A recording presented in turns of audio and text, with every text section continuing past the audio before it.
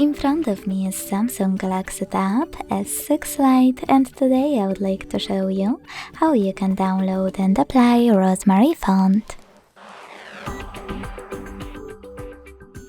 Begin by opening Settings and scrolling down to access Display. Then click on Font Size and Style.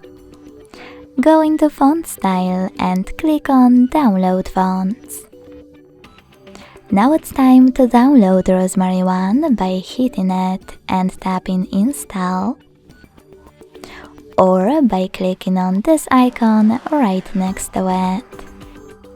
Either way, when it's ready, go back to Font Stylist in Devices Settings and tap on it to apply it. Thanks so much for watching. If you enjoyed this video, don't forget to leave a like, comment and subscribe. Bye!